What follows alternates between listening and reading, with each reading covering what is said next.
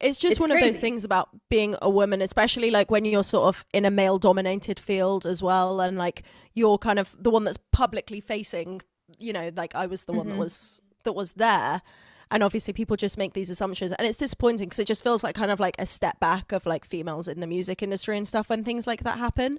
Yep. It's like we've come, so far, but then there's still that kind of public perception, like I don't know whether it's like just ingrained misogyny, I guess, in people that Yeah. is definitely a difficult cycle to break, but It's just the only reason you were ever involved in that is literally because you're the first pretty girl that people see next to MGK that's not his girlfriend. exactly, that's the thing. And and everyone, people love to like fill in the gaps and assume and like Right. all of this stuff, and it's like, I don't know, it's a funny one, but I got a bunch of followers out of it, so can't be too mad.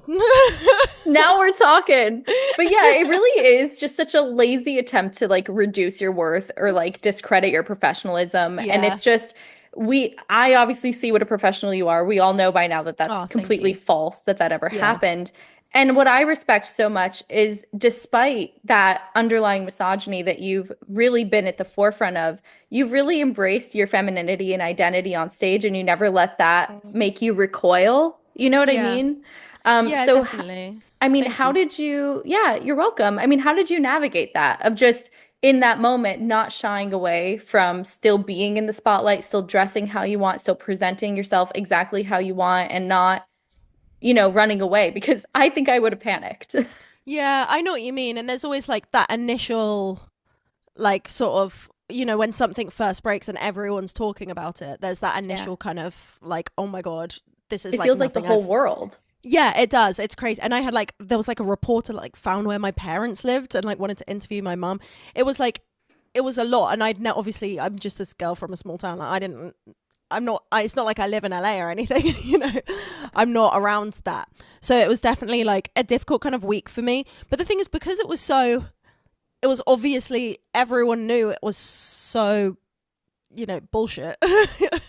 It didn't really, because there was nothing for me to feel like bad about or like sorry. Do you know what I mean? There wasn't really anything. It was just like a completely made up story. And these things on the internet, because I'm a guilty consumer of some internet tea.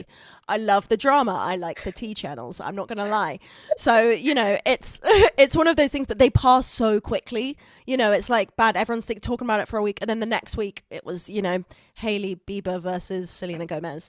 And that overtook.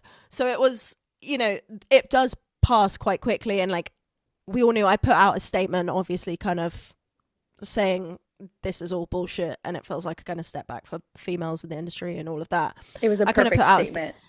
oh, thank you, and and then it kind of just all went away really, and people will always say things, but it just doesn't bother me. Like I was kind of, because I had like quite a big online profile anyway. I was quite used to like kind of the odd hate comment here and there, obviously because I sort of dress, I guess, womanly. I think women are hot. I think they're awesome. Do you know what Yeah. I mean? I like boobs.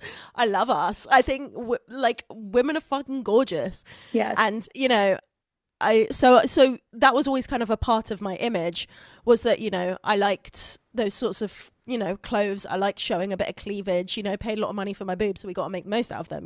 Let's go. So so that's always kind of been something that I've always had, that kind of feedback occasionally on my videos. Like generally my audience is really, really positive and supportive and kind of, no, but I was honestly just kind of used to it, and it just doesn't really bother me anymore. I think, like I said, having a good real world support system around me is so beneficial. Like my fiance and like my parents and like sister and my friends, they all know the real me that's like a bit of a, just kind of just stupid, like a little, I'm falling over all the time, I'm clumsy, it's sort of, they know like the real me, they know where my true heart is, and that's what's important to me, is the real world. Like the online world just doesn't really feel that real to me, I guess. Hmm. So, but I don't know, yeah, it was a tough week, but like it passes so quickly, these things, especially when it's a story based on nothing.